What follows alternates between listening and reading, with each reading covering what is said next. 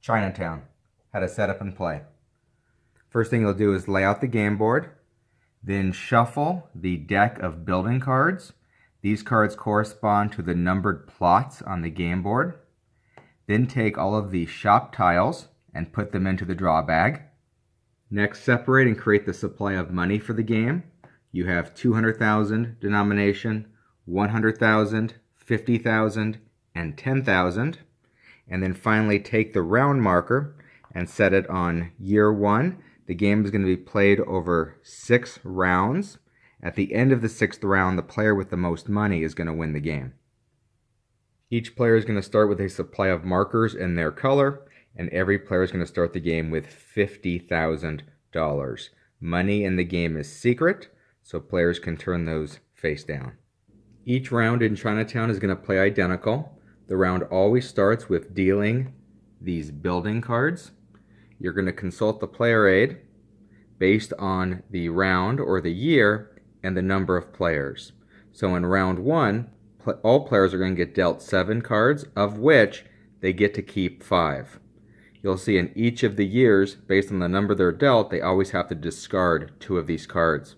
So all players will be dealt those cards, they'll look at them, and then simultaneously they'll decide which ones to discard and then reveal the ones they're keeping.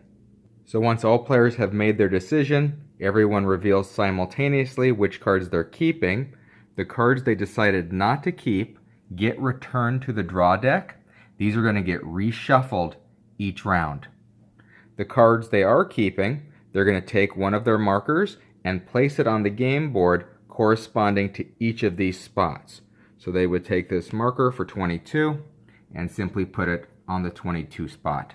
And they're going to do that for all the cards that they're keeping. Once all players have placed their tokens for their corresponding building cards, the played building cards can simply put into a discard deck, not to be used for the rest of the game. Once you complete the building card step, now we go to drawing shop tiles. These come from out of the bag, so it'll be a random draw. Again, it's based on the year and the player count. So cross-reference the player aid. We can see in round 1, for a 3-player game, all players are going to draw 7 shop tiles. Once players have drawn all their shop tiles, we're going to simultaneously reveal those to all players and keep these in front of you. These are always public. After shop tiles, we now go into the trade phase. This is open-ended trading. All things can be traded: money, markers on the board, shop tiles.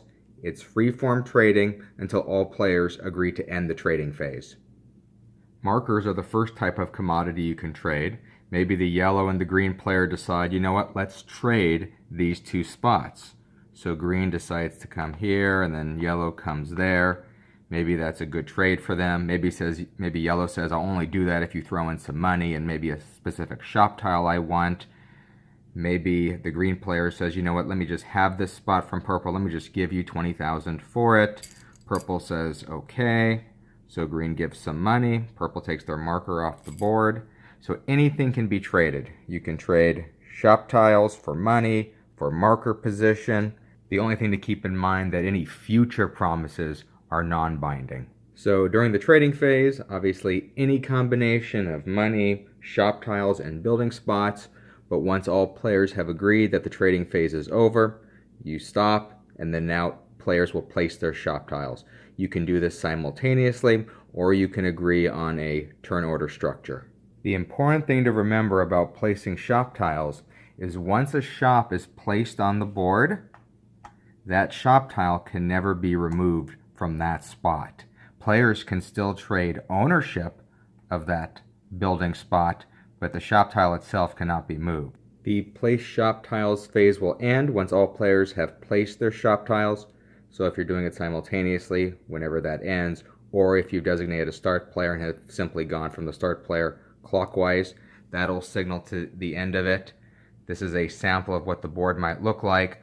Players are not obligated to commit a shop tile. They could decide to place that later. So players are just making these decisions based on their strategy. The next phase is the earn income phase. All players will earn income for shop tiles on the board that they control. it will be based on whether the shop is incomplete or complete.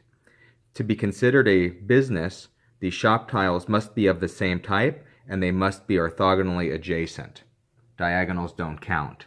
So these two factory tiles count as one business. They're two tiles. So you would come here and consult the table, and we can see that an incomplete two-tile business is worth $20,000 to the player. What makes a business complete is if it's orthogonally adjacent to tiles that total the number at the lower right, and they have to be within the same section. If you had two factory tiles here controlled by the yellow player, this street blocks them from being adjacent. So they have to be within the same section and total the number there. Here's an example of a complete business. We can see the florist, in order to be complete, requires adjacency next to 4 tiles. So we can see these 4 tiles are adjacent. If you go over that amount, this is considered now a separate business. So these 4 are one complete business, a florist business, and this is just an incomplete one tile. So for the green player, this would score them 10,000 because it's a single incomplete, and let's see what a 4 complete scores them. So 4 complete tiles scores them the 80,000. So let's score each player in this example. This is a 2 adjacency incomplete building, so this will get the yellow player $20,000 from the bank, and then we can see they have 3 separate one-tile businesses at 10,000 each.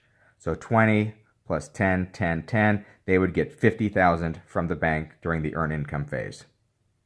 As I look at the purple player, they only have 4 separate one-tile businesses. This one, these are not adjacent because they're diagonal. So each of those 4 separate tiles will earn the purple player 10,000 each for a total of 40,000. And then finally I look at the green player. This building that they own doesn't have a shop on it yet, so that's not going to score anything. As we saw in the example, this is a complete 4-tile business, so that's going to get them 80,000, and then they have a separate 1-tile business for 10,000. So the green player is going to score 90,000 during this earn income phase. Once all players have received their income, we'd advance the round marker to the next round, and we'd repeat the process. So after earned income, we advance the marker. Now we're on round 2. Just remember to consult the table based on the current round you're in. At the end of the 6th round, most money will win the game. And that should be everything you need to set up and play Chinatown.